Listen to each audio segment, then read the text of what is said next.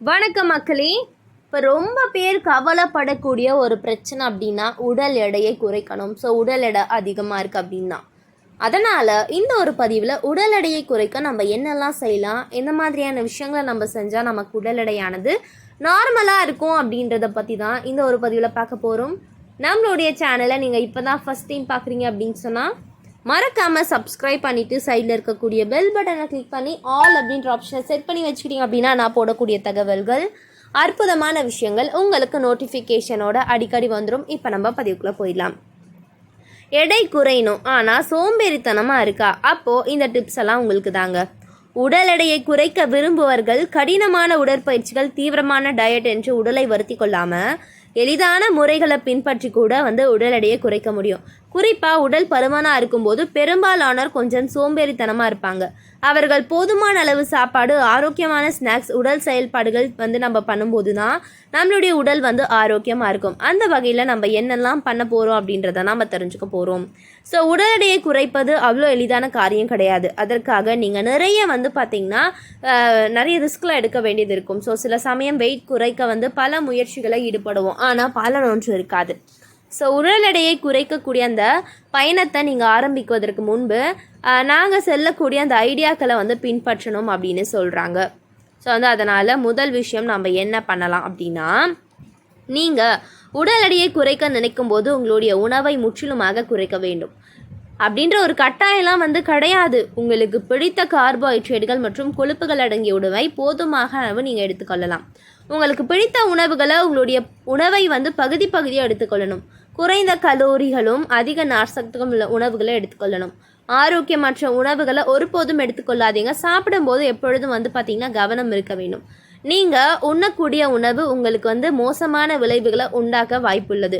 நன்கு மென்று விழுங்காமல் உணவை சாப்பிட்றது கூட நீங்கள் உணவை எடுத்துக்கொள்ளும் போது முழுமையான அந்த ஈடுபாட்டுடன் எடுத்துக்கொள்ளாத போதும் உங்களுடைய மூளை அனுப்பக்கூடிய சிக்னல் தடைப்படுது. இதனால் நீங்கள் அதிகமான உணவை எடுத்துக்கொள்ள நேரிடலாம். இதனால் உங்களுடைய உணவை எடை அதிகரிக்கக்கூடிய அபாயத்தை ஏற்படுத்துகிறது அப்படின்னு சொல்கிறாங்க. ஸோ அதனால தான் சொல்கிறேன், காலை நேரங்களில் சாலட் போன்ற லைட்டான ஃபுட்ஸ் எடுத்துக்கணும். ஸோ ஹெவியான ஃபுட்லாம் நம்ம காலையிலே சாப்பிட்டோம் அப்படின்னா கண்டிப்பாக நம்மளுடைய உடல் எடை ரொம்பவே அதிகமாகிடும். அதனால் தேவையில்லாத இந்த விஷயங்களெல்லாம் விட்டுட்டு எதெல்லாம் நம்மளுடைய உடலுக்கு போதுமான அளவு கலோரி கொண்டது, போதுமான அளவு கார்போஹைட்ரேட்லாம் நம்ம கொஞ்சம் தவிர்த்தணும். மற்றபடி இந்த ப்ரோட்டீன் ஃபுட்ஸ்லாம் நம்ம அவ்வப்போது எடுத்துக்கலாம் அப்படின்னு சொல்கிறாங்க. அதுக்கப்புறம் பார்த்திங்கன்னா, தேவையில்லாத ஆரோக்கியமற்ற ஸ்நாக்ஸ் வகைகளை எடுத்துக்கொள்வதற்கு பதிலாக ஆரோக்கியமான நட்ஸ் வகைகளை நீங்கள் எடுத்துக்கொண்டு வரலாம் அப்படின்னு சொல்கிறாங்க. ஸோ அக்ரூட் பருப்புகள், பாதாம் பருப்புகள், இந்த மாதிரியான நீங்கள் எல்லா விஷயங்களும் கொண்டு வரலாம். இது மாதிரியான நட்ஸ் வகைகள் உங்களுக்கு நீண்ட நேரம் வயிறு நிரம்பிய ஒரு உணர்வை தருகிறது அப்படின்னு சொல்கிறாங்க. ஸோ பசியை கட்டுக்குள் வைத்திருக்கும். மேலும் உடலுக்கு தேவையான அளவு வைட்டமின்கள் மற்றும் மினரல்களை உங்களுக்கு இந்த நட்ஸ் வகைகள் தான் தரும். அதனால் நட்ஸ் வகைகளை சாப்பிடக்கூடிய ஒரு எளிமையான வழியை சொல்கிறேன். இப்போது நீங்கள் உலர் திராட்சை எடுத்துக்கிறீங்க அப்படின்னு சொல்லுங்களேன். அதை நீங்கள் தண்ணீரில் ஊற வச்சு சாப்பிட்லாம். அதுவே நீங்கள் லைன் டேட்ஸ் எடுத்துக்கிறீங்கன்னு வச்சுக்கோங்களேன். ஸோ அந்த டேட்ஸை நீங்கள் இரவு தூங்குவதற்கு முன்பு பாலில் ஒரு 4-5 போட்டு ஊற வச்சுருங்க. அப்படின்னா தண்ணியில் கூட ஊற வைங்க. காலையில் மறுநாள் எழுந்து நீங்கள் அதை அப்படியே சாப்பிடும்போது உங்களுக்கு நிறைய அற்புதங்கள் கிடைக்கும் அப்படின்னு சொல்கிறாங்க. அதனால் இந்த நட்ஸ் வகைகளும் சரி, இந்த மாதிரி அக்ரூட் பருப்புகள், அதுக்கப்புறம் உலர் பழங்கள் எல்லாமே நீங்கள் இந்த மாதிரியான டைப்பில் சாப்பிட்டிங்கன்னா ரொம்ப சூப்பர்.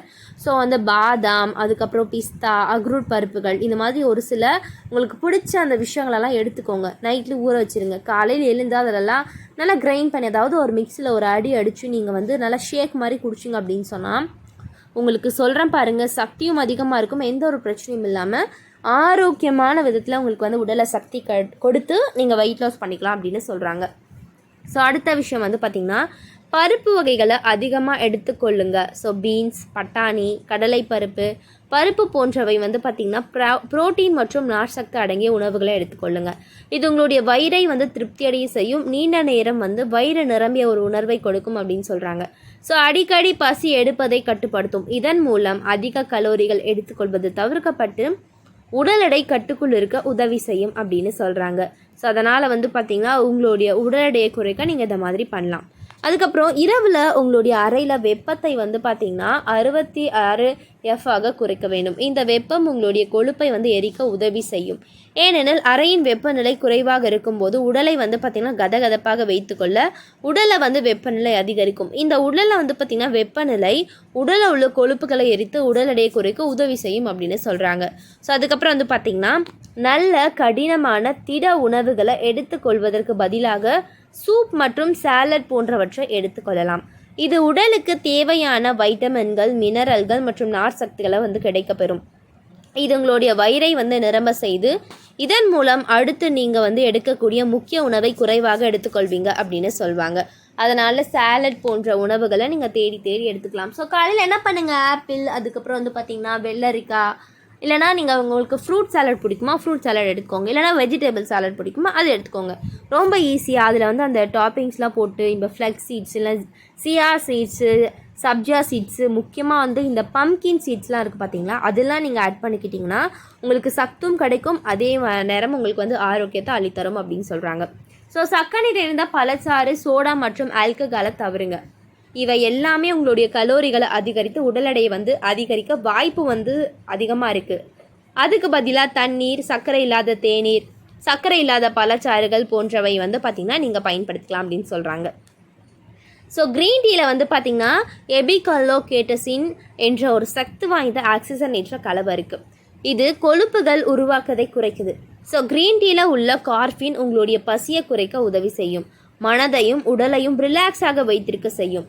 மிக குறைவாக வந்து பார்த்திங்கன்னா நம்ம வந்து கலோரிகள் கொண்ட இந்த பானம் உடலில் மெட்டபாலிசத்தை அதிகரிக்க செய்து உடல் பருமனை வந்து குறைக்க செய்யும் அப்படின்னு சொல்கிறாங்க.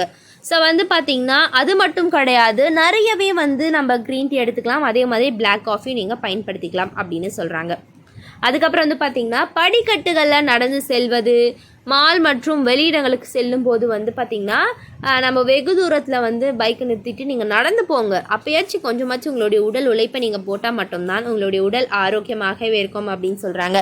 ஸோ என்ன தான் டயட்டில் நம்ம கண்ட்ரோல் பண்ணாலும் ஒரு சில எக்ஸசைஸ், யோகா, ஒரு நாளைக்கு ஒரு 10 நிமிஷம் 15 நிமிஷம் இந்த மாதிரி ஃபிசிக்கல் ஆக்டிவிட்டி பண்ணால் மட்டும்தான் உங்களுடைய உடலில் மாற்றம் ஏற்படும். அட் த சேம் டைம் உங்களுக்கு வந்து வெயிட் லாஸும் சீக்கிரமாகிடும், எந்த ஒரு பிரச்சனையும் வந்து இல்லாமல் நல்லாயிருக்கும் அப்படின்னு சொல்கிறாங்க. ஸோ இது போன்ற தகவல்கள் நிறையவே வந்து நீங்கள் கண்டிப்பாக தெரிஞ்சுக்கணும். ஸோ வந்து வெயிட் லாஸ்க்கு வந்து நீங்கள் என்ன தான் விஷயங்கள் பண்ணாலும் அந்த உடல் உழைப்பு போடலைன்னா கண்டிப்பாக வந்து நல்லா இருக்காது. அதுக்கப்புறம் தொடர்ந்து தண்ணீர் குடிக்கணும். ஒரு நாளைக்கு வந்து ஒரு 2லேருந்து 3 லிட்டர் அளவு தண்ணீர் குடித்தாலே உங்களுக்கு ரொம்ப சீக்கிரமாக அந்த பேட் கொழுப்பெல்லாம் கரைஞ்சிட்டு ஸோ கெட்ட கொழுப்பு இல்லாமல் உடலை ஆரோக்கியமாக வச்சுக்க முடியும். எனவே மக்களே, இது போன்ற தகவல்கள், அற்புதமான விஷயங்களை நீங்கள் தொடர்ந்து கேட்கணும், பார்க்கணும் அப்படின்னு சொன்னால் நீங்கள் என்ன பண்ணணும், நம்மளுடைய சேனலை மறக்காமல் சப்ஸ்கிரைப் பண்ணிவிட்டு சைடில் இருக்கக்கூடிய பெல் பட்டனை கிளிக் பண்ணி ஆல் அப்படின்ற ஆப்ஷனை செட் பண்ணி வச்சுக்கோங்க. தொடர்ந்து பாருங்கள், ஆரோக்கியமாக இருங்க மக்களே. நன்றி, வணக்கம்.